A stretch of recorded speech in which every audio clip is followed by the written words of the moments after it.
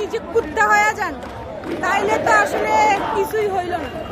কোটা বাতিল করে এখন আমি যদি কোটা বাতিল করার জন্য আমার একটা ফেস ভ্যালু আসছে দেখে আমি হচ্ছে গিয়ে নিজেই আবার সুবিধা ভোগ করি, তাহলে তো এটা আমার নৈতিকতার সাথে আর আমার দর্শনের সাথে সাংঘর্ষিক হয়ে যায়।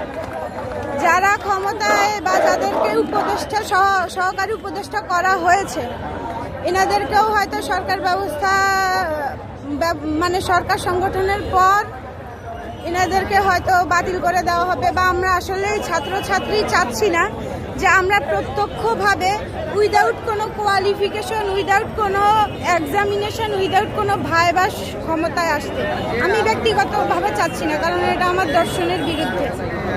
তো আপনি কি এতে খুশি না যে আপনার দুইজন সহপাঠী তারা সরকারে গিয়েছে? অবশ্যই আমি খুশি, কিন্তু আমি চাইবো না যে তারা রাজনীতির সাথে জড়িয়ে যায়। এটা একটা পলিটিক্স। তাহলে কি আপনি বলছেন ছাত্র সমাজ পলিটিক্স থেকে দূরে থাকবে? হ্যাঁ, অবশ্যই দূরে থাকতে হবে। কেন্দ্রীয় রাজনীতি থাকুক, তার সাথে আমার কোনো সম্পর্ক নেই। বাট আমরা তো প্রত্যেকদিন ক্লাস শেষে এখানে এসে সরকার বিরোধী আন্দোলনে নামতে চাচ্ছি না। আমি চাচ্ছি শিক্ষা ব্যবস্থাটাকে সুসংগঠিত করা হোক, ছাত্রদেরকে পড়তে দেওয়া হোক, তাদেরকে পদ দেওয়া হয়েছে তা নিয়ে আমার কোনো আফসোস নেই। কিন্তু আমার কথা হলো আমরা যার জন্য এত যুদ্ধ করলাম তার থেকে হয়তো আমরা পিছিয়ে যাচ্ছি। আপনি কিসে পড়াশোনা করেন যদি একটু বলতেন আপনার আমি পরিচয়? ঢাকা ইউনিভার্সিটির লিঙ্গুইস্টিক্স ডিপার্টমেন্টের মাস্টার্সের স্টুডেন্ট। আপনার মাস্টার্স চলমান? জি, আমার মাস্টার্স চলে। আপনার গ্রামের বাড়ি কোথায় জানতে পারি? আমার গ্রামের বাড়ি লক্ষ্মীপুর, নোয়াখালী, বৃহত্তর নোয়াখালী। আচ্ছা আচ্ছা, তো আসলে লক্ষ্মীপুরবাসীও সৌভাগ্যশীল আপনার মতো লক্ষ্মী একটা মেয়ে পেয়েছে, কিন্তু কথা হচ্ছে যে আপনি তারপরেও কেন খুশি হতে পারছেন না? যে খুশি হতে পারছি না তা না, যেভাবে লুট চলছে দেশ, বা আমাদের সাবেক দুই প্রধানমন্ত্রী সাঙ্গপাঙ্গরা যা বলছে এগুলো তো আসলে আমাদেরকে ভাবাচ্ছে।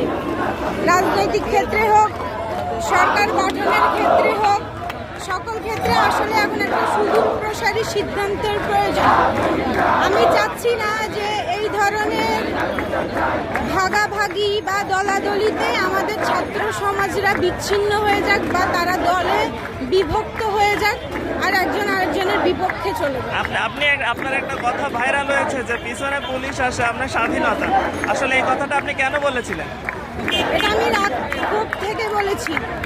আমি হল থেকে ওই দিন প্রোগ্রামে আসতে প্রায় আমার দেড় ঘন্টা পুলিশের সাথে যুদ্ধ করতে হয়েছে। আমি আমার ক্যাম্পাসে স্বাধীনভাবে হাঁটতে পারিনি, আমাকে তারা ধরেছে। তো এরপর আমাকে খুঁজেছে, ছাত্রলীগ এলাকায় লিস্ট তৈরি করেছে, সেখানে আমার নাম ছিল 1 নম্বরে। আমার বাবা আমার জন্য অনেক ধকল পোহাতে হয়েছে। তা আমি ভাবলাম যে এসে যেহেতু গিয়েছি, আর এটা একটা সিক্স সেন্স বাংলাদেশের প্রেক্ষিতে, রাজনৈতিক প্রেক্ষিতে এটা একটা সিক্স সেন্স। বাঙালি একটা সংকট জাতি, এরা একটা সময় গিয়ে দাঁড়িয়ে যায়। এরা খুব বেশি দিন শোষিত হতে চায় না, সহ্য করে না। আমার মনে হয়েছিল তখন যে সরকার প্রধান টিকতে পারবে না, আর আমাদের আর পিছনে যাওয়ার সুযোগ নেই। আমি লিঙ্গুইস্টিক্সের স্টুডেন্ট হিসেবে একটু রূপ করে বলেছি যে পিছনে পুলিশ, সামনে স্বাধীনতা। পিনাকি ভট্টাচার্য স্যার আপনাকে নিয়ে একটা ভিডিও বানিয়েছে, আপনি কি দেখছেন? সরি, আমি বুঝিনি আপনার। পিনাকি ভট্টাচার্য স্যার আপনাকে নিয়ে একটা ভিডিও তৈরি করেছে, আপনি কি জি, দেখছেন? আমি দেখেছি। আচ্ছা, উনি যে আপনার একটা মুহুর্মুহু প্রশংসা করেছে, এতে কি আপনি খুশি? হ্যাঁ, আমি অবশ্যই খুশি, কিন্তু অত খুশি না। আমি একটু ঘর কোনো মানুষ, তো বই নিয়ে থাকতে পছন্দ করি, একটু ঘাট দাঁড়ালো। আমার আসলে এগুলো নিয়ে আমার মাথা ব্যথা খুব কম।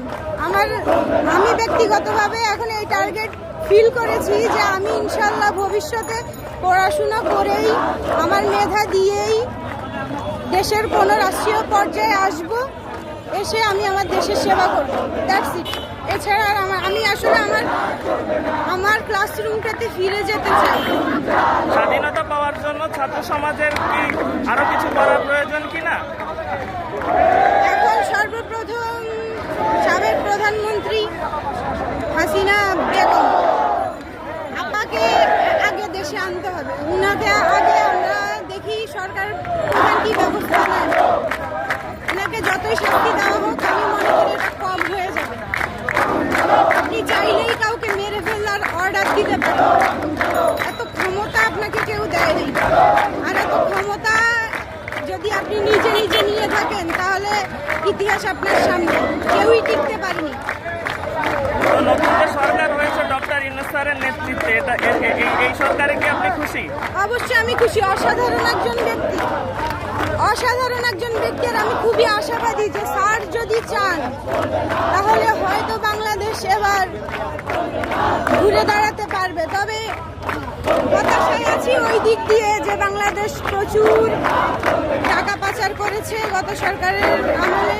প্রচুর দেনে আমরা জর্জরিত, দেনায় আমরা জর্জরিত। এখান থেকে আমাদের উঠতে অনেক সময় লাগবে। আর আমি বলবো যে দেশবাসী যেন সাহায্য করে।